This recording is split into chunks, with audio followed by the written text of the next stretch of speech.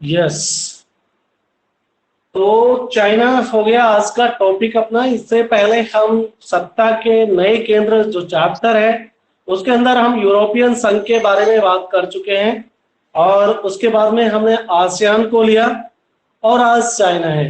देखते हैं किस तरह से ये जो अमेरिका को इन्फ्लुएंस करने में एज अ इकोनॉमिक पावर किस तरह से ये अपने आप को सामने खड़ा करता है अमेरिका के, यूनाइटेड स्टेट ऑफ अमेरिका के मुकाबले में कहां पर है चाइना, बेसिकली यही देखने वाले हैं। तो ये देखने से पहले हमको चाइना के बारे में जानना होगा कि चाइना कब रिपब्लिक बना, और ये रिपब्लिक होता क्या है, और उस टाइम में कौन चाइना के अंदर लीडर थे, फिर चाइना में कौन से सुधार किए गए। और आपने ये भी देखा कि बेटा कि वर्ल्ड के अंदर जो देश है ज्यादातर या तो डेमोक्रेटिक कंट्री है, या फिर दूसरी जो व्यवस्था है दैट इज द कम्युनिज्म। तो चाइना ने डेमोक्रेसी को ना अपना के कम्युनिज्म को अपनाया, उसके बारे में देखेंगे।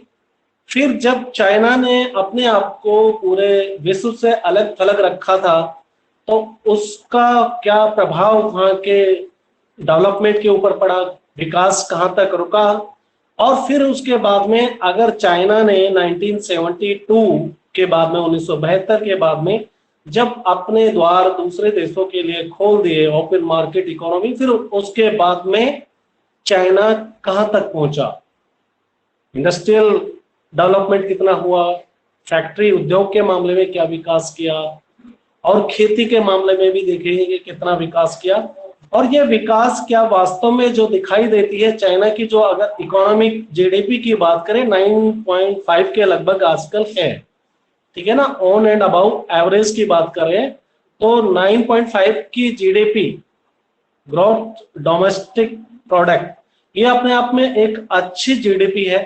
तो अगर देखने में आज के दिन किसी देश की नहीं लगती है। हम बात कर भी रहे हैं कि 2000 अगर बात करें 2040 की, 2040 में ये बोल रहे हैं कि अमेरिका की इकोनॉमी को क्रॉस कर जाएगा। तो क्या वास्तव में जैसा चाइना बाहर से दिखाई देता है आपको, जो विकास, नई चमक दमक, शहरों को देखोगे, उनके शंघाई शहर का अगर आप रात का नजारा देखोगे, तो क्या वो वास्तव में हकीकत है क्या, या फिर वहां पर भी वही समस्याएं जो सभी देशों में है। वहां पर पॉपुलेशन एक्सप्लोजन तो है ही, आपको पता है, बेरोजगारी, महिलाओं की कंडीशंस, हेल्थ सर्विसेज, क्या वास्तव में जो अपने आप को इतना डेवलप दिखा रहा है, तो ये क्या समस्याएं वहां पर भी है क्या। फिर हम बात करेंगे चाइना के जो सुधार किए गए अभी तक, उनके नकारात्मक पहलू की बात करेंगे, उनके नेगेटिव इम्पैक्ट क्या हुए हैं। भाई कोई भी आप काम कर रहे हो, इंडस्ट्रीज लगा रहे हो, तो इन्वायरमेंटल पॉल्यूशन होना स्वाभाविक है। तो ये उसका क्या हुआ, विकास का एक नकारात्मक पहलू हुआ। तो विकास हुआ चाइना में, विकास के साथ साथ में उसके नेगेटिव इम्पैक्ट क्या हुए वो भी देखेंगे। और फिर ओवरऑल हम चाइना के पूरे फीचर्स के बारे में बात करेंगे, विशेषताएं क्या क्या है, चाइना की विशेषताओं के बारे में बात करेंगे। चाइना की सेना किस तरह से अति आधुनिक है, चाइना न्यूक्लियर पावर स्टेट है अपने आप में, चाइना के पास में बड़ा भूभाग है, चाइना की पॉपुलेशन अच्छी है, और चाइना की जीडीपी और यूनाइटेड नेशंस का परमानेंट मेंबर भी है। तो ये इसकी विशेषताएं हैं। तो ऐसे करके आज हम अपने टॉपिक खत्म कर देंगे। बड़ा सिंपल टॉपिक है और बड़ा इंटरेस्टिंग टॉपिक भी है, बशर्ते कि जो आप जागरूक हो, जानने की इच्छा हो और इसके इम्पोर्टेंस को समझोगे, तो ये बहुत ही इंटरेस्टिंग टॉपिक है। और आपका पड़ोसी देश है, और ये भारत एशिया के ईस्ट में है, ठीक है ना, और इसके तुरंत इमीडिएट नीचे आप कह सकते हो कि दक्षिण में एशिया के भारत है, और भारत के साथ में और उनके पड़ोसी देशों के बारे में भी आप जानते हो। तो आप ये बताइए, अब आप जो बोर्ड पे सब लिखा है सब कुछ साफ सुथरा दिखाई दे रहा है या कोई प्रॉब्लम है? जल्दी से बता दो बेटा, फिर हम स्टार्ट करते हैं। दिख रहा है सर। और अच्छा, वेरी गुड। तो हम बात करते हैं शुरू के अंदर जो चाइना, अब माओ के नेतृत्व में चीन का विकास। ये जब हम पढ़ते हैं तो आपको पहली बार का भी याद होगा बेटा। ओके ओके उषा, आपको बेटा याद होगा कि हमने बताया था कि भाई चाइना के अंदर भी जैसे भारत के अंदर राजाओं का शासन था, तो चाइना के अंदर भी जब चाइना रिपब्लिक बना, गणराज्य बना, तो चाइना की हालत भी यही थी, ठीक है ना। चाइना में भी एम्पायर था, चाइना के अंदर भी राजाओं का जैसा शासन था। तो अब आपको पता है कि एक युद्ध चला था जिसके बारे में हमने बताया था कि एक नेशनलिस्ट पार्टी थी और वो चाहती थी कि चाइना के अंदर प्रजातंत्र हो, डेमोक्रेसी हो। और माओ है, माओ जेडांग जिसकी बात कर रहे हैं, ठीक है ना। और ये माओ चाहते थे कि चाइना के अंदर कम्युनिज्म हो। और मैंने बताया था कि 1949 में जो क्रांति हुई, और उसको ज्यादा डिटेल्स में जाएंगे नहीं क्योंकि आपके टॉपिक का। अच्छा अच्छा, धीरज भी बोल रहा है sir, board clear, very good. आपके टॉपिक में ज्यादा है नहीं, लेकिन आपको बेसिक कॉन्सेप्ट, आपका बैकग्राउंड क्लियर करने के लिए इतना बताना जरूरी है। तो दो पार्टियां थी, एक प्रजातंत्र के फेवर में थी कि चाइना के अंदर प्रजातंत्र आए, जब चाइना में रिपब्लिक मतलब चाइना में जब क्रांति हुई और चाइना से राजाओं का शासन जब खत्म हुआ। और दूसरी पार्टी माओ जेडांग की थी, और ये चाहते थे कि चाइना के अंदर साम्यवाद हो, जैसा कि आप रूस के अंदर, यूएसएसआर के अंदर देखते हो।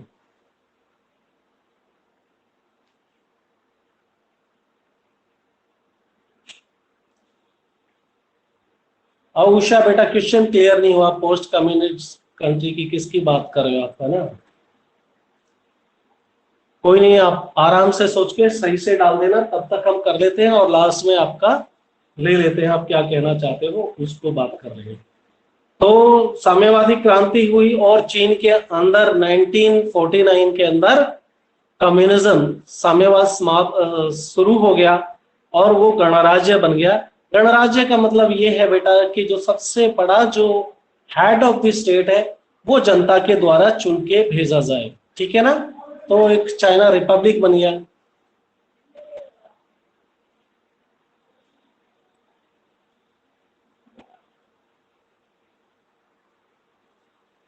चलो आपसे बात कर लेंगे, still it is not clear to me, क्या कहना चाहते हो। नो प्रॉब्लम, डेफिनेटली बात कर लेंगे, ठीक है ना। इस टॉपिक को ले लेते हैं, फिर उसके बाद में बात कर लेंगे। हम 10 मिनट पहले क्लास खत्म कर देंगे। हम आपसे सुनकर ही सोच पूछ कर फिर अच्छे से डिटेल्स में बता देंगे।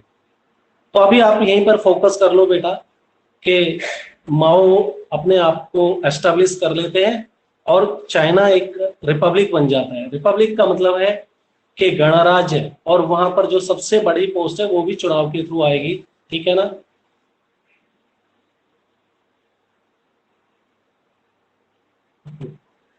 राइट। और फिर हम बात करेंगे कि चीन में सुधारों की पहल के बारे में बात करेंगे। चीन में आपको ये तो पता ही है कि साम्यवादी अर्थव्यवस्था को शुरू में अपनाया जो यूएसएसआर था, और यूनाइटेड स्टेट ऑफ सोवियत रूस ने चाइना को, शुरू में जब चाइना रिपब्लिक बना तो ये अपनी तरफ से कुछ हेल्प की यूएसएसआर ने चाइना की, ठीक है। लेकिन दूसरा देश कब तक हेल्प करेगा। और इनके पास में जो भी एग्रीकल्चर से जो कुछ बचता था, एग्रीकल्चर के यानी कि प्रोडक्शन, जो खेती का प्रोडक्शन होता था, उससे जो सरप्लस बनता, पैसा बचता था, उसको ये अपने ग्रोथ के में लगा रहे थे, इंडस्ट्रियल ग्रोथ के अंदर, फैक्ट्री उद्योग लगाने के अंदर। वो पूरे पैसे को चाइना इस बात में खर्च कर रहा था, और इस तरह से मतलब इनके बाकी देशों के साथ में छोड़ दें, यूएसएसआर को छोड़ दें, तो बाकी देशों से इन्होंने अपने आप को अलग रखा हुआ था, दूर रखा था। तो जब आपके पास में दूसरे देशों से संपर्क नहीं है, तो ना तो आपके यहाँ टेक्नोलॉजी आएगी, ना साइंस आएगी, ना डेवलपमेंट होगा, नए नए आविष्कार हो रहे हैं, ठीक है ना। उन चीजों से आपका देश अलग रहेगा।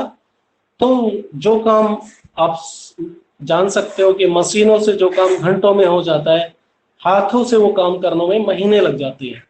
तो इस तरह से विकास का जो तरीका यहाँ पर था, उससे अच्छी इनके यहाँ पे प्रोग्रेस दिखाई दे रही थी चाइना में।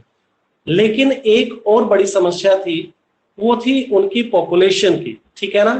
विकास हो रहा था, साथ में पॉपुलेशन भी बढ़ती जा रही थी, तो उसका उतना अच्छा रिजल्ट चाइना में नहीं आया because of the population growth. ठीक है ना, पॉपुलेशन भी बढ़ रही है और साथ में इतना ज्यादा विकास नहीं हो रहा। जो खेती से सरप्लस, मान लो कि आपके परिवार में जो आपने खेती में अनाज का उत्पादन किया है, पहले आप अपने घर की उत्पादन को देखोगे, अपने घर के अंदर कंजम्पशन को देखोगे कि कितनी मेरी जरूरत है, और उसके बाद में जो सरप्लस है उसको आप मार्केट ले जाओगे और उससे जो पैसा मिलेगा आप आगे किसी चीज पे खर्च कर सकते हो।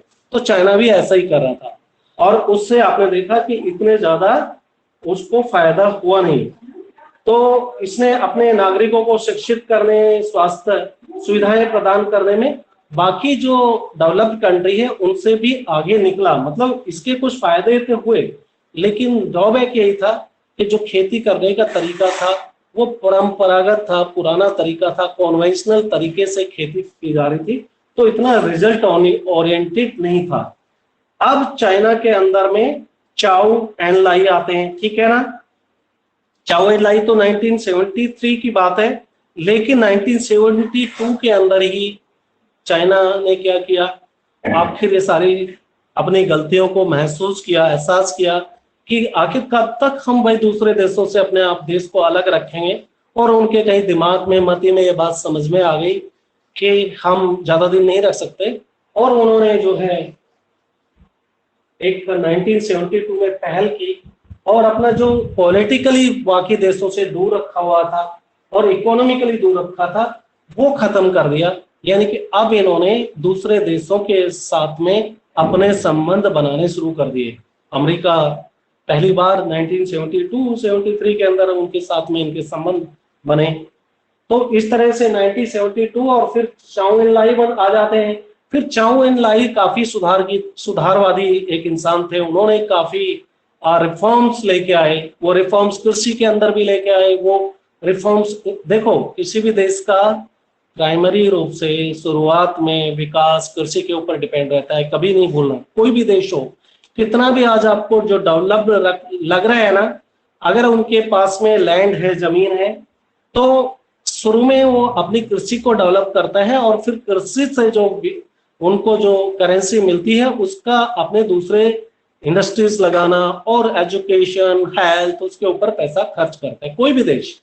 तो चाइना भी यही कर रहा था, लेकिन अब इन्होंने कृषि सुधार के ऊपर काम किया, अपने उद्योगों के ऊपर, अपनी सेना के ऊपर, टेक्नोलॉजी के ऊपर और मॉडर्नाइजेशन। ओवरऑल आप कह सकते हो कि पूरे सभी चीजों के अंदर मॉडर्नाइजेशन के ऊपर काम कर रहा है, अति आधुनिक बना रहा है, लेटेस्ट टेक्नोलॉजी। सभी देशों के साथ जहां पर साइंटिफिक टेम्परामेंट के लोग हैं उनके साथ में आना जाना हो रहा है।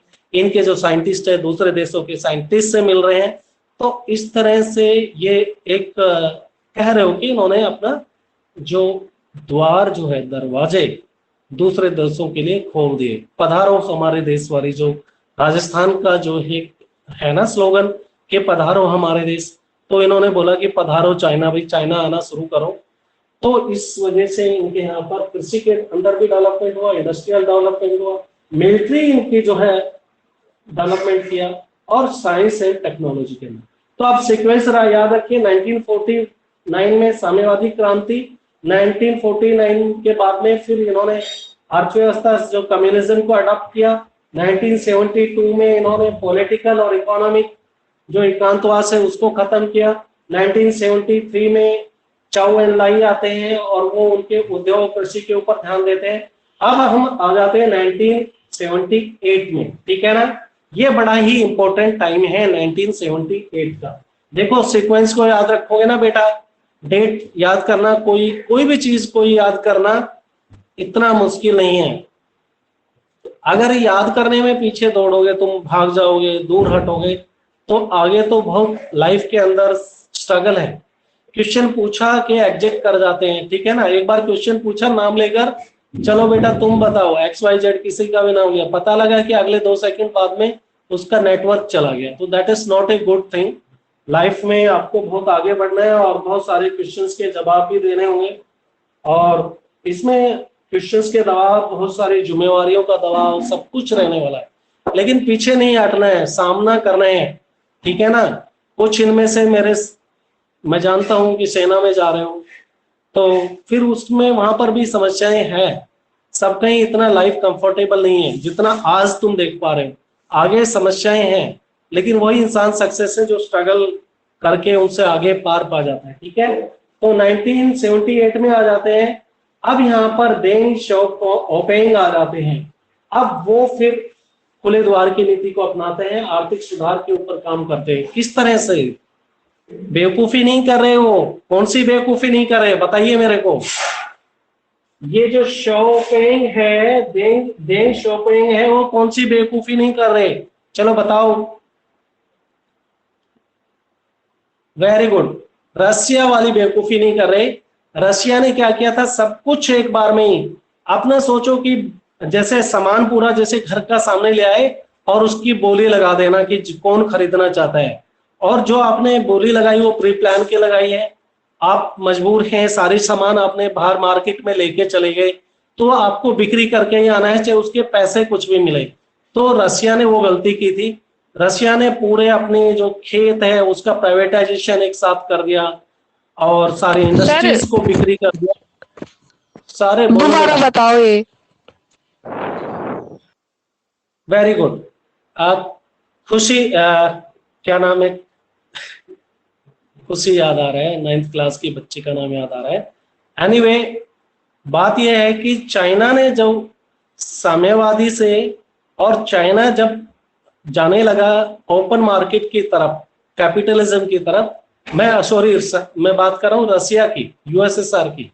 यूएसएसआर ने साम्यवादी व्यवस्था को छोड़ के और जब उसने पूंजीवाद को अपनाया था, तो बेटा उसने सब कुछ जल्दी जल्दी में कर डाला। एक साथ में अपने उद्योग हैं जितनी भी सरकार के पास, वहां पे क्या है, सारी फैक्ट्री के ऊपर कंट्रोल और ओनरशिप यूएसएसआर में उस वक्त सरकार के पास होते थे।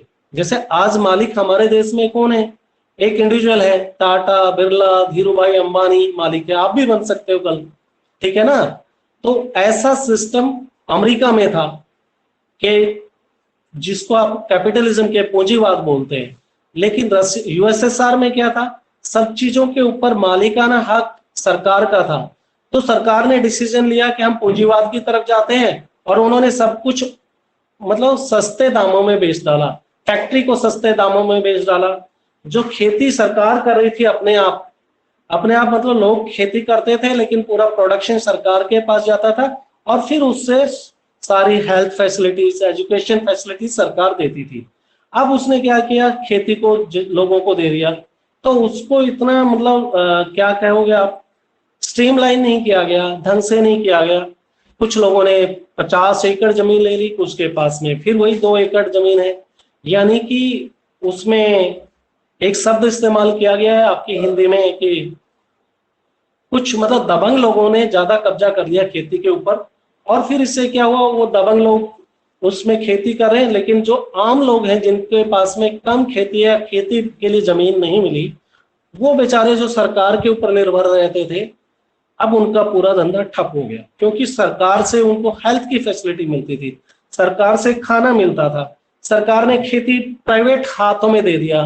और प्राइवेट हाथों में जाने के बाद में मान लो मेरे पास 50 एकड़ आ गई, तो मैंने मेरा जो प्रोडक्शन हुआ मैंने अपने पड़ोसी को नहीं दिया, तो पड़ोसी क्या करेगा, भुखमरी होगी, वहां पे अनएम्प्लॉयमेंट होगा, और वो क्या करेगा, उल्टे सीधे धंधे अपनाएगा। तो वो सारा काम किया। उसको हम शॉक थेरेपी के बाद में, इसमें शॉक थेरेपी भी आती है, बाद में बात कर लेंगे जब आएगा।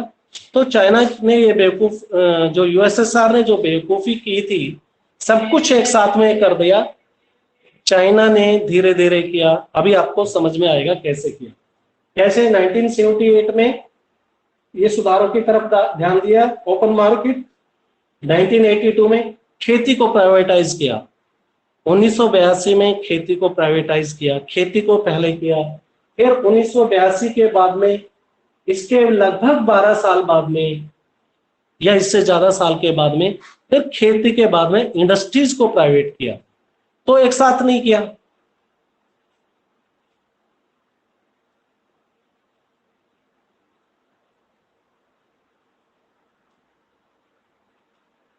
बेटा अगर हम बात करें यूएसएसआर और चाइना का, इन दोनों में से इन्होंने साम्यवाद से कैपिटलिज्म की तरफ जाने का, पूंजीवाद की तरफ जाने का जो तरीका अपनाया, उनमें से ऑब्वियसली चाइना का बेहतर है। क्यों है कि चाइना ने स्टेप बाय स्टेप सारे चेंजेस लेके आए, बदलाव, ठीक है ना। अरे सिंपल तरीका है, जैसे बेटा आपके देश में लॉकडाउन लगा तो भी तो ऐसे स्टेप में लगता है, और जब लॉकडाउन खत्म हुआ तो भी तो स्टेप वाइज पहले इनको खोला गया, सेकंड में ये खोला गया, इसके बाद में स्विमिंग पूल्स, उसके बाद में सिनेमा हॉल्स, और सबसे लास्ट में स्कूल खोलते हैं, ठीक है ना। तो ऐसे ही वहां पर भी काम किया गया।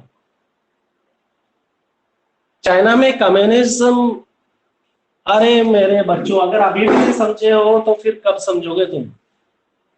चाइना में कम्युनिज्म है, रसिया में कम्युनिज्म है, और भी कई सारे कम्युनिस्ट कंट्री है, लेकिन वो अभी एक प्योर कम्युनिस्ट कंट्री नहीं रहे, इस बात को आपने ध्यान रखना है, ठीक है ना। अभी वो मिश्रण हो गई है, उनकी economy is a mixed economy of both communism as well as capitalism, दोनों का मिक्स है। क्यों है कि कोई भी देश आज के दिन अपने आप को सारी चीजों को अपने पास रख के नहीं कर सकता है। सभी स्टेट अपने आप को वेलफेयर स्टेट का काम है पॉलिसी मेकिंग, लोगों का भला देखना, ना कि खेती करना, इंडस्ट्रीज करना। हाँ ठीक है उषा, समझ गए ना। तो फिर बाद में 1982 में हुआ ये काम, खेती। फिर 1998 में कितने साल लगे, 1982 के बाद में गिनो, 1998 1998 में फिर इन्होंने इंडस्ट्रीज का प्राइवेटाइजेशन किया। तो इन्होंने टाइम लिया, ठीक है ना। पहले जो काम किया उसको सेट हो जाने के कुछ सालों बाद में फिर इंडस्ट्रीज के ऊपर किया, ठीक है, बात समझ में आ गई। और उसके बाद में इन्होंने स्पेशल इकोनॉमिक जोन बना दिए। ये स्पेशल इकोनॉमिक जोन्स क्या है बेटा, जैसे कि जिस क्षेत्र के अंदर जहाँ पे खेती नहीं की जा सकती, जमीन उतनी फर्टाइल नहीं है, उपज नहीं होती, तो ऐसे खेत शहरों से थोड़ा सा दूर, और वहां पर पूरे मल्टीनेशनल कंपनी के लिए खोल के रख दिया, भाई ये जमीन जो है आप यहाँ पर आके उद्योग लगा सकते हो। कई सारी, एक जब मान लो कि एक मारुति की कंपनी आती है कहीं किसी एक जगह पे, तो उसके साथ में बहुत सारे एंसिलरी कंपनीज होती हैं। कोई मारुति को टायर सप्लाई करेगा, कोई रिम सप्लाई करेगा, कोई उसका स्टीयरिंग बनाता है। तो अलग अलग मारुति सिर्फ बड़े प्रोजेक्ट के ऊपर काम करती है, बाकी छोटी छोटी चीजें दूसरे उसकी जो सहायक कंपनियां हैं वो देती है। तो इस तरह से उन्होंने स्पेशल इकोनॉमिक जोन खोल दिए, वहां पे मल्टीनेशनल कंपनीज आने लगी, और वहां पर मल्टीनेशनल कंपनीज काम कर रही हैं बेटा। और इनके साथ में पूरा एक कह सकते हो कि जैसे आपका बावल है यार, बावल वही चीज है, मानेसर वही चीज है। This are the special economic zone. Factory के लिए आपने एक एरिया ईयर मार्क कर दिया, और इस एरिया में सिर्फ इंडस्ट्रीज है, और वो इंडस्ट्रीज भी एक दूसरे के ऊपर डिपेंडेंट है। उससे फायदा क्या होता है, ट्रांसपोर्टेशन का खर्च बच जाता है। मान लो एक फैक्ट्री इधर है, और उसका जो कच्चा माल कहीं दूर से मिल रहा है, उसका दूसरा एक एसेसरीज है कहीं तीसरी जगह से लाना पड़ रहा है, तो उसके ऊपर खर्चा ज्यादा बढ़ता है। जबकि एक बड़ा जो कंपनी है और उसको छोटी चीजें चाहिए, उसके लिए वहीं मिल जाए तो आसान होता है। रशिया ने प्राइवेटाइजेशन किया था, कोई दूसरी कंट्री और कल कुछ परचेज नहीं कर सकती थी क्या।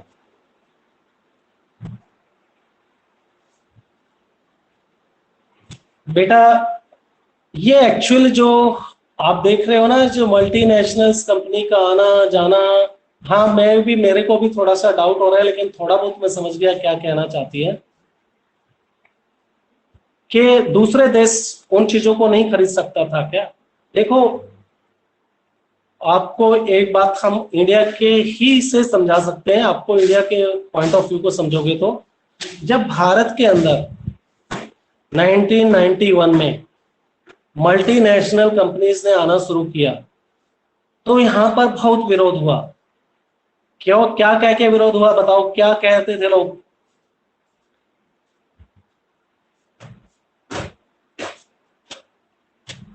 बताओ क्यों विरोध हुआ था। अरे डरते थे कि पहले जैसे जैसे इंडिया पहले गुलाम था, कहीं ऐसा नहीं है कि ये मल्टीनेशनल कंपनी तो यूरोपियन देशों की है ना, ज्यादातर बड़ी बड़ी जो बहुराष्ट्रीय कंपनियां हैं basically they are from the Europe. और भारत में इसलिए इसका विरोध हुआ था कि मल्टीनेशनल कंपनीज यहाँ आ जाएंगी तो हमारे देश पे कब्जा कर लेंगी। तो शुरू में ये जो आप देख रहे हो ना कि दूसरे देशों से कंपनी जाना, ये बहुत पुरानी चीज नहीं है, ठीक है ना। सब ये धीरे धीरे स्टेप बाय स्टेप पूरे वर्ल्ड के अंदर भी शुरू हुआ है। देखो, अगर आप डेवलपमेंट को समझना चाहते हो तो बेटा आपको पहले ब्रिटेन की हिस्ट्री को जाना होगा। सबसे पहले जो डेवलपमेंट है, इंडस्ट्रियलाइजेशन का काम है, ये ब्रिटेन में होने लगा, फिर उसके बाद में फ्रांस में है, ठीक है ना, फिर उसके बाद में यूरोपियन अलग अलग कंट्री में शुरू हुआ। तो सारे देशों के अंदर एक डर की भावना रहती थी, और यूएसएसआर के पास में भी उस टाइम रहा होगा, क्योंकि इस तरह का प्रचलन इतना ज्यादा नहीं था कि दूसरे देशों से कंपनीज आके वहां पर अपना एस्टेब्लिश करें। ये बात बाद में शुरू हुआ है, काफी बाद में 1970s के दौर में जाके ये सब कुछ शुरू हुआ है, ठीक है ना। और ये आप देख रहे हो उसी टाइमलाइन है एशिया के अंदर, और रसिया भी तो एशिया का ही पार्ट है। तो थोड़ा बहुत यहाँ पर पहले इस काम शुरू हो गया था, बस रसिया के अंदर, यूएसएसआर के अंदर अगर बात करें तो, लेकिन इससे बहुत ज्यादा पहले की बात नहीं है। अब जो ये काम यहाँ पर शुरू हुआ 1978 में, यहाँ पर जो सुधार शुरू किए गए, एशिया का, भारत भी चीन का पड़ोसी देश है, इन चीजों को भारत को अपनाने में कितना टाइम लग गया, 1991, ठीक है ना। जो काम यहाँ पर 1973-78 में हुआ, भारत ने उसको 1991 में लेके आए। दोनों की सीमाएं एक साथ है, तो कहीं ना कहीं किसी तरह का दूसरे देशों से कंपनियों आने का कुछ डर भी होता है, ठीक है ना। एक चैप्टर है, आगे पढ़ोगे आप, उसमें पढ़ोगे, ठीक है, चिंता मत करो, आगे आएगा। समझ में आया थोड़ा बहुत? कुछ तो कॉन्सेप्ट क्लियर हुआ होगा। क्यों नहीं बहुराष्ट्रीय कंपनी शुरू में कोई देश अपने देश में आने देता था? हाँ, तो अब ये जो सब कुछ हुआ, भारत, चाइना फिर अपने जो वर्ल्ड ट्रेड ऑर्गेनाइजेशन है 2001 में, उसका भी सदस्य बन गया। यानी कि अब चाइना पूरी तरह से दूसरे देशों के साथ में आता गया। स्टेप फर्स्ट, अपने दरवाजे बंद, खेती के ऊपर ध्यान, ठीक है ना। स्टेप 2, ओपन मार्केट, जो भी लीडर्स हैं उनके नाम याद रखना, टाइमलाइन याद रखना। फिर स्पेशल इकोनॉमिक जोन। अब ये सारा जो भी ओपन मार्केट्स किया है, इसके नेगेटिव इम्पैक्ट्स को भी पढ़ना चाहिए आपको, कि चीन में जो सुधार हुए उनके नकारात्मक पहलू क्या हुए, उनके नेगेटिव रिजल्ट्स क्या निकले, उसको भी देखना जरूरी होता है, ठीक है ना। तो नकारात्मक पहलू है कि समाज के अंदर इक्वली जो ये विकास हुआ उसका सबको बराबर फायदा नहीं मिला। पहली बात क्या है? फर्स्ट पॉइंट क्या है बेटा, बताओ? समाज के अंदर सबको इक्वल बेनिफिट नहीं मिला डेवलपमेंट का, ठीक है। Is it clear?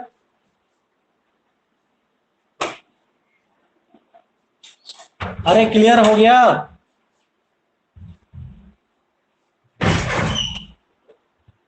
हाँ, अब नेक्स्ट स्टेप ये देखो, डेवलपमेंट हुआ कहां पे बेटा, या किसी देश में भी डेवलपमेंट कहां होता है? जहां पर आने जाने की साधन की सुविधाएं हो। तो इनके जो बड़े बड़े शहर है ना चाइना के, जहाँ पे इंडस्ट्रीज वगैरह है, डेवलपमेंट हुआ, वो ईस्टर्न बॉर्डर के ऊपर है। जो ईस्टर्न चाइना सी है उसके बॉर्डर पे है। आपका शंघाई शहर देख लीजिए, उसके बाद में शंघाई के बाद में आप बात करते हैं मकाऊ को, और मकाऊ का नाम सुना होगा, जिसमें अपने फिल्म इंडस्ट्री से लोग वहीं पर जाते हैं घूमने फिरने के लिए। मकाऊ पे और भी कई सारे मेरे को दिमाग में नहीं आ रहे, जितने भी शहर हैं वो सारे के सारे ईस्ट चाइना सी के ऊपर है, ठीक है ना। तो जो समुद्र के किनारे हैं वहां पर चीजें आसानी से मिल जाती है, कम पैसों में जल्दी पहुंच जाती है, ठीक है।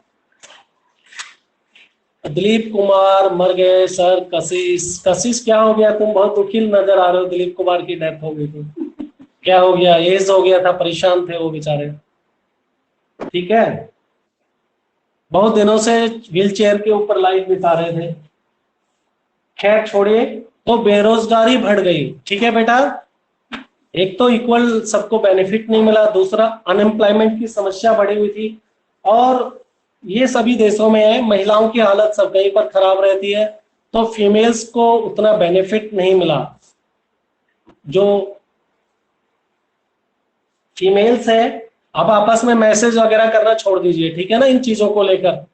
और उस दिन मैं परसों बात ही कर रहा था आपसे कि प्रिंसिपल मैम स्क्रीनशॉट लेके आपके मैसेज का भेजती है, और उस टाइम मैम बैठी हुई थी।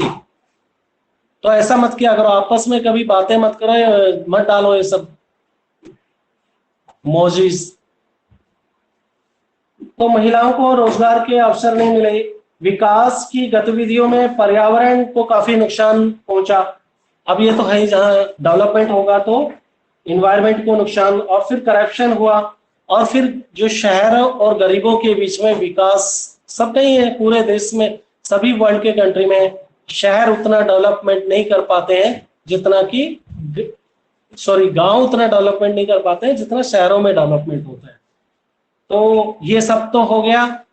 अब आपका अभी अपने पास में टाइम है, लेकिन चीन की विशेषताएं मैं खत्म करना चाहता हूँ, बहुत ज्यादा नहीं है। फीचर्स देख लेते हैं, चाइना के स्पेशल फीचर्स, फिर उसके बाद में उषा का क्वेश्चन। धीरज, वाईफाई लगवा लो बेटा, वाईफाई लगवा लो, ठीक है ना, बराबर है, उतना ही पैसा खर्च होता है, वाईफाई लगवाओ, मेरे जैसे कभी नेटवर्क का इश्यू नहीं आएगा।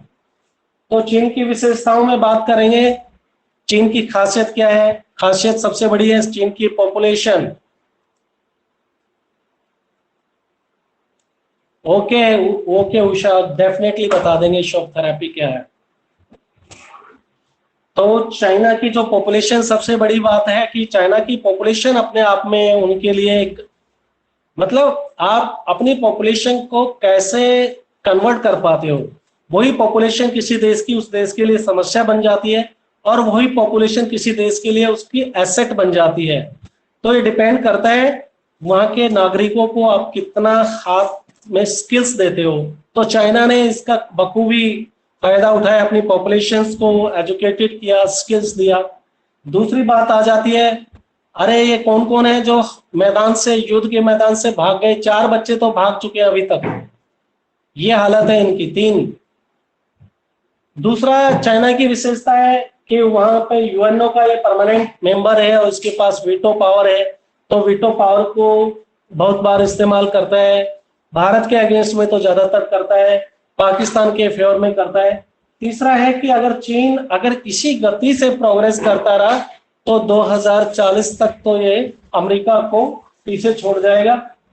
पांचवा है, एक चाइना अपने आप में एक न्यूक्लियर पावर स्टेट है, परमाणु हथियार है, और 5 ही देश को दर्जा मिला हुआ है परमाणु हथियार संपन्न देश, तो चाइना भी उसमें से एक है।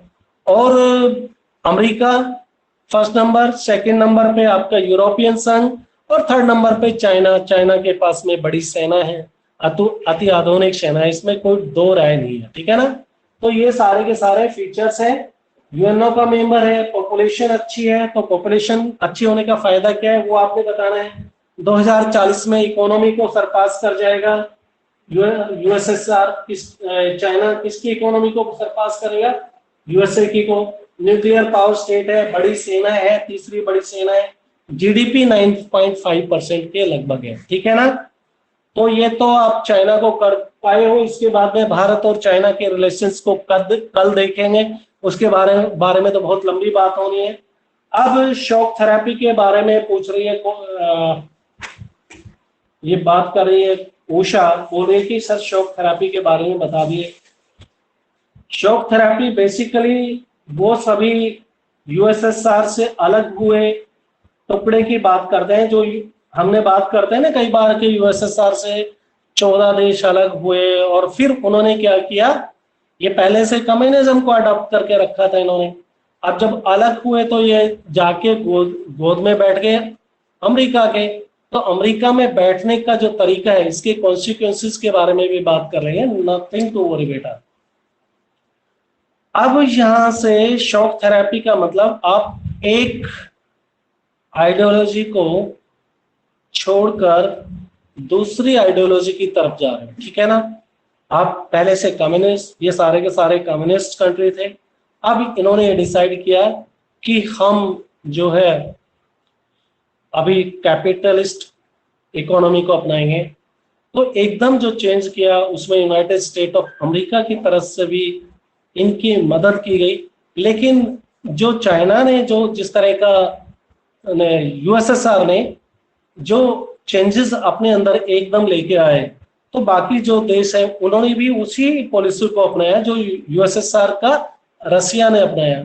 तो ये सभी के सभी जो साम्यवाद को छोड़कर और पूंजीवाद की तरफ प्रोसेस में जा रहे थे, वो सारा का सारा एक साथ किया, एकदम किया। और एकदम किए जाने से पूरा एक व्यवस्था से एकदम अव्यवस्था हुई, कैओस हो गया, यानी कि सिस्टम ऑफ एडमिनिस्ट्रेशन पूरा फेलियर हो गया। लोगों का बेरोजगारी, अनएम्प्लॉयमेंट, ठीक है। इंडस्ट्रीज के अंदर जितना पहले प्रोडक्शन हो रहा था, देखो समझने की कोशिश करो बेटा, एक एग्जांपल को ले लो। आज मेरे पास में फैक्ट्री है, मेरे पास सरकार समझिए, अब यहाँ पे सब लोग मिलके काम कर रहे थे, पूरा एक लेबर फोर्स थी, उसके अंदर टेक्निकल स्किल्स के लोग भी थे जो इस फैक्ट्री में काम कर रहे थे, उसके अंदर लेबर में भी थे, उनके अंदर सिक्योरिटी वाले लोग भी थे, अलग अलग सब लोगों का काम बटा हुआ था, सिस्टम स्ट्रीमलाइन होके रखा हुआ था। अब मैं इस फैक्ट्री को बेच देता हूं किसी को, अब उसको इस पूरे स्टेप्स को समझने में, इसको पूरी बड़े एक लार्ज स्केल के ऊपर काम करने में कुछ वक्त लगता है, ठीक है ना। तो उसको नई स्किल्ड फोर्स लानी है, उन मशीनों के अंदर कुछ इंप्रूवमेंट, रिनोवेशन की जरूरत है, वो करने हैं। सभी एम्प्लॉयज को, जब शुरू में देखो कोई भी आप इंडस्ट्री लगाएंगे, शुरू में प्रोडक्शन नहीं होता है, ये बात क्यों भूल जाते हो आप, ठीक है ना। तो उसी टाइम आपने अपने एम्प्लॉयज को पेमेंट भी करनी है, लेकिन प्रोडक्शन भी नहीं हो रहा है। बात समझ रहे हो भाई, आपने जिनको रख लिया, आप पहले सरकार के पास सब कुछ था, फैक्ट्री, ठीक है ना, खेती, और सरकार ने फिर बिक्री कर डाला। जिन्होंने ले लिया उनके पास में लेबर फोर्स नहीं है, स्किल लोग नहीं है। जब तक उनको ट्रेनिंग दी जाएगी तब तक प्रोडक्शन उतना एफिशिएंसी से नहीं होगा, और एम्प्लॉयमेंट जो लोगों को आपने रखा हुआ उनको पेमेंट देनी होगी। यानी कि क्या हुआ, ओवरऑल देश की जीडीपी, ग्रॉस डोमेस्टिक प्रोडक्ट, नीचे आ जाएगा। यानी कि देश में जो उत्पादन होता है उषा, वो गिर जाएगा। गिरेगा कि नहीं, समझ गए कैसे गिरा, प्रोडक्शन कैसे गिरा, समझे।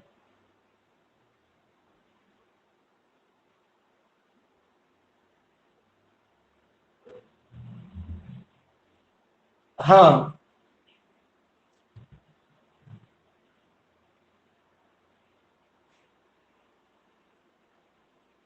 धीरज भी बोल रहा है सारे नो, नेहा नो, सारे सलाम मिला लिया, ठीक है। अरे सिंपल लैंग्वेज में मैंने बताया कि सरकार के पास में उद्योग थे, सरकार मालिक थी उद्योगों की, सरकार के पास में काम करने वाले लोग थे, उन उद्योगों में काम कर रहे थे, इंडस्ट्रीज के अंदर, ठीक है ना। और सरकार ने फिर उन फैक्ट्री को बेच डाला प्राइवेट हाथों में। अब जब प्राइवेट हाथों में जिन लोगों के पास में फैक्ट्री चली गई, उन लोगों को उस लेवल पे विकास लाने के लिए, जितना उस टाइम उत्पादन हो रहा था फैक्ट्री में पर डे, जितना रिजल्ट आ रहा था, अब वो उत्पादन उतना नहीं होगा कुछ साल के लिए।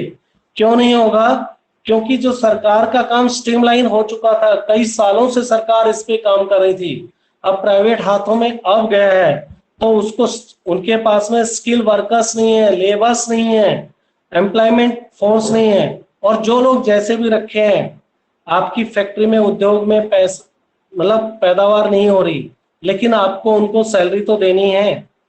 तो एक तरफ तो प्राइवेट हाथों को सैलरी लोगों को देनी है, ठीक है, पैसे, मतलब जो उद्योगपति है उनके हाथ से पैसे निकल रहे हैं। दूसरी तरफ में क्या हो रहा है, फैक्ट्री के अंदर उत्पादन नहीं हो रहा। जब फैक्ट्री में उत्पादन नहीं हो रहा तो क्या होगा, लो ग्रोथ रेट होगी, ठीक है ना, प्रोडक्शन नहीं हो रहा है। अरे अभी लॉकडाउन को समझ लो, लॉकडाउन से समझ लो, कि लॉकडाउन के अंदर जो फैक्ट्री के मालिक थे उनको फैक्ट्री में काम करने वाले को सैलरी तो देनी पड़ रही है, लेकिन वहां पे उत्पादन बंद है, ठीक है। तो वो फैक्ट्री का उत्पादन बंद नहीं हुआ, पूरे देश के उत्पादन पे असर पड़ेगा। अगर पूरे देश के उत्पादन पे असर पड़ा तो बेटा पूरे देश की इकोनॉमी के ऊपर असर पड़ने वाला है। आ गया समझ में? चलो वेरी गुड। तो पहले क्यों नहीं आया, सेम तो बात बताई थी। और तो इसके कॉन्सिक्वेंसेस आपको यही देख सकते हो कि अगले मतलब 10-12 साल लगे उनको वापस अपनी पोजीशन में पहुंचने के लिए। यानी कि जो 90 में देशों ने जिन्होंने कैपिटलिस्ट इकोनॉमी को अपनाया था वो जाके 2001 के अंदर 2002 में जाके वो स्ट्रीमलाइन कर पाए। यानी कि इतना लॉस हो गया देश की उसी लेवल पे इकोनॉमी को आने के लिए। यानी कि आज मैं सोचो कि आप में से कोई 5 करोड़ रुपए का मालिक है और अब आपने कोई ऐसा तरीका अपना दिया कि आप नीचे चले गए, 10 साल पीछे चले गए और फिर 10 साल लगे आपको वो उसी 5 करोड़ को कमाने में। वही हालत इन देशों का हुआ। उसकी इकोनॉमी जो 1990 में से पहले थी, 1989 के अंदर थी, उस इकोनॉमी को पाने में 10 साल लग गए। तो ये कॉन्सिक्वेंसेस है, ठीक है ना। चलो तो फिर ये आज का भी टॉपिक आपका हो गया और आज से आप एग्जिट कर जाइए। किसी का कोई क्वेश्चन है इस चैप्टर्स के इस टॉपिक तक तो बताइए। कोई क्वेश्चन? कशिश का कोई क्वेश्चन है? अरे उषा मेरे को बताओ, समझाओ। मैंने चलो हटा दिया। क्या पूछना चाहते हो? India and the post communist country वाला टॉपिक कहाँ आपकी बुक में है क्या?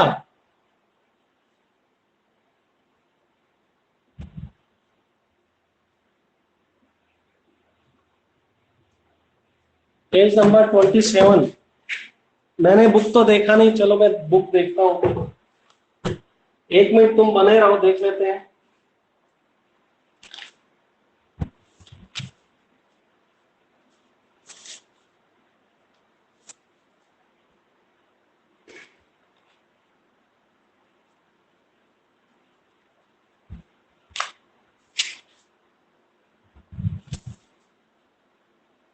और चलो मेरे को भेज देना, मेरे पास में अभी तो नहीं है। चाइना के साथ में जो टॉपिक है वो बड़ा टॉपिक है, भारत और चाइना के संबंध। अगर आप उसके बारे में बात कर रहे हो तो कर लेंगे, क्योंकि उसमें तो बहुत लंबा है। 1962 की वार को कवर करना है, भारत के पड़ोसी बॉर्डर के जो बॉर्डर से रिलेटेड डिस्प्यूट्स हैं उनको लेकर स्टार्टिंग में। अगर कुछ और कह रहे हो तो पता नहीं, मेरे वाली में नहीं। आप एक स्क्रीनशॉट लेके भेज देना कौन से टॉपिक की बात कर रहे हो, अपनी बुक से लेके भेज देना, ठीक है बेटा।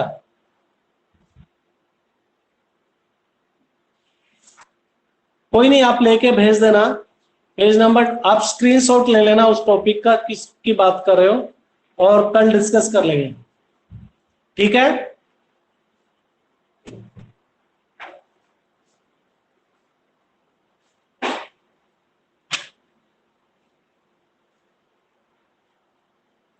अरे समझ गए कौन से?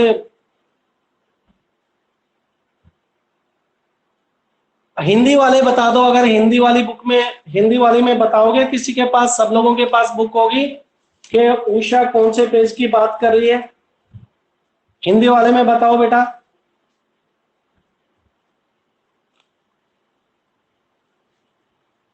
सर पेज तो पता है, पर ये नहीं पता किसके बारे में बात कर रही है। हाँ वो तो मैं भी नहीं समझ पाया ना। फिर अब इसमें तो बेटा बचा ही है भारत और चाइना के रिलेशन। इस चैप्टर का ये जो चाइना वाला है, इसमें भारत और चाइना के रिलेशंस बचे हैं, फिर जापान आ जाएगा, दक्षिणी कोरिया आ जाएगा। ये चैप्टर खत्म है। और हमको इस चैप्टर में जो चीजें नहीं दी गई है वो बात करना है हमको रसिया के बारे में, वो बात करना है इजराइल के बारे में, वो बात करना है हमको ब्रिक्स नेशन के बारे में। बस ये जो नया ऐड हुआ है।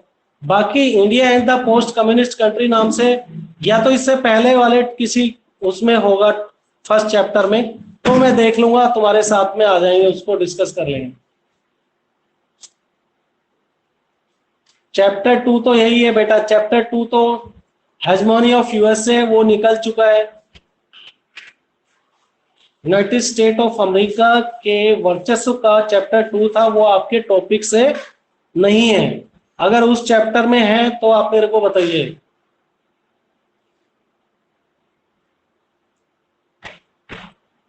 बाइपोलैरिटी के बारे में बात कर रहे हो, ठीक है। ठीक है, तो फिर कल आप मेरे पास में टॉपिक का सिर्फ हेडलाइंस ले लो, कौन से टॉपिक है। मैं इंग्लिश वाला, क्योंकि अभी मेरे पास में इंग्लिश वाला बुक जो है आपकी पास आउट 12th के बच्चे ने किसी ने रख लिया है, फिलहाल मेरे पास नहीं है। और आप मेरे पास उसका स्क्रीनशॉट ले लेना, तो मैंने डाउनलोड किया हुआ है चैप्टर को, तो उसमें देखकर फिर हम बात कर लेंगे, ठीक है, राइट। अगर किसी और को समझ में आ गया है तो कौन से टॉपिक की, बाइपोलैरिटी में, हाँ ठीक है बेटा। टॉपिक का हेडिंग के साथ में मेरे को बता दिया करो, ठीक है। आज अच्छा किया तुमने बताया तो पहले ही, लेकिन अभी तक ना मुझे तो पता नहीं लगा, आई एम सो सॉरी। और किसी को पता लगा है तो बताए मेरे को, क्या बात, कौन सा डिस्कशन करना चाहते हो। कोई नहीं, कल डिस्कस कर लेंगे, मैं भी देख लूंगा, अगर मुझे नहीं पता लगा तो मैं तुमसे पूछ लूंगा, ठीक है बेटा। क्या आज तुम्हारी क्लास नहीं है क्या, दूसरी ज्योग्राफी की क्लास नहीं है क्या? सर 3 बजे। मैसेज डालो, कुछ नहीं सुनाई दे रहा।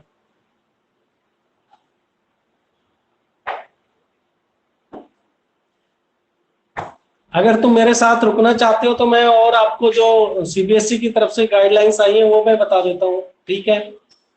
अब आधे बच्चे तो भागे, 5 ही हैं। आपको पता लग ही गया होगा कि 2 टर्म्स में आपके एग्जाम्स होने हैं। ओके ओके, हाँ, फर्स्ट टर्म के एग्जाम्स आपके नवंबर और दिसंबर में होंगे। सेकंड टर्म जैसे कि मार्च और अप्रैल में होते हैं। फर्स्ट टर्म के एग्जाम्स आपके स्कूल में ही होने वाले हैं, और एक्सटर्नल विजिलेटर्स आएंगे, सुपरिटेंडेंट वगैरह किसी दूसरे स्कूल से आएगा। एमसीक्यू बेस्ड आपके क्वेश्चन पेपर होंगे, मोस्ट लाइकली सेकंड टर्म में भी वही होगा, अगर स्कूल नहीं खुले तो, ठीक है ना।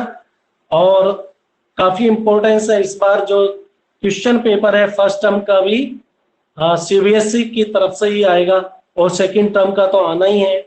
अगर सेकंड टर्म किसी वजह से नहीं हो पाया तो फर्स्ट टर्म के जो एग्जामिनेशन के मार्क्स हैं उसी के बेसिस पे आपके सेकंड टर्म्स के मार्क्स ऐड कर दिए जाएंगे। और जैसे ही आपका पेपर फर्स्ट टर्म का हुआ, उसी टाइम जो फर्स्ट टर्म के एग्जामिनेशन के मार्क्स हैं वो सीबीएसई के पास में अपलोड कर दिए जाएंगे। तो यानी कि फर्स्ट टर्म का भी उतना ही वैल्यू है।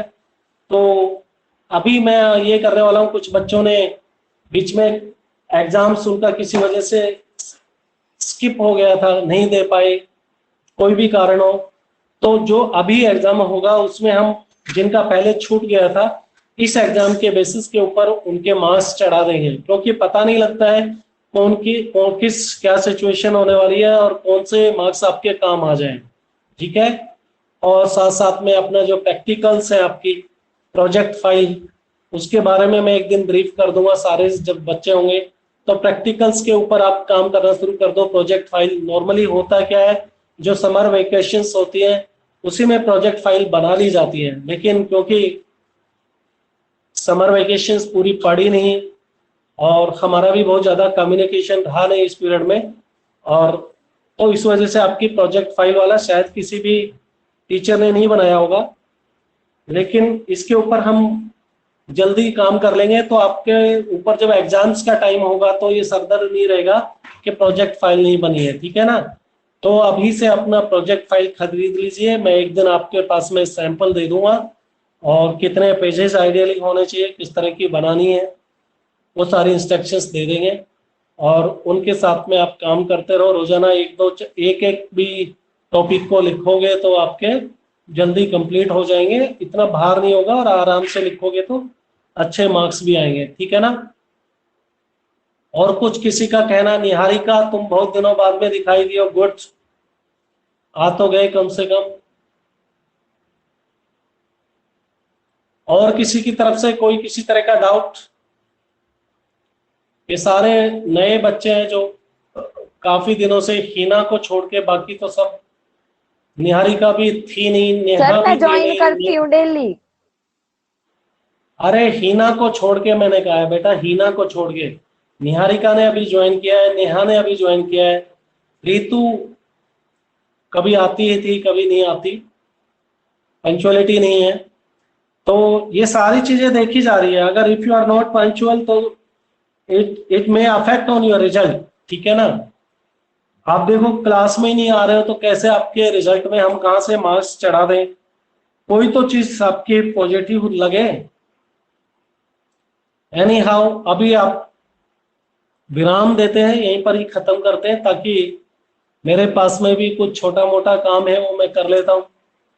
ठीक है, आज वैक्सीन लगाने के लिए जाना है मेरे को, तो आप भी सभी वैक्सीन लगवा लो जल्दी से, और अपने पेरेंट्स को भी बोलो वो सब भी लगाए। ठीक है, अरे क्लास को है खत्म करें या अभी और बैठे रहोगे?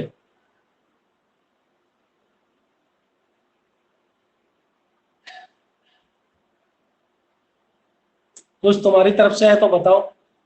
रितु, नेहा, कुछ है? नहीं तो फिर एग्जिट करो।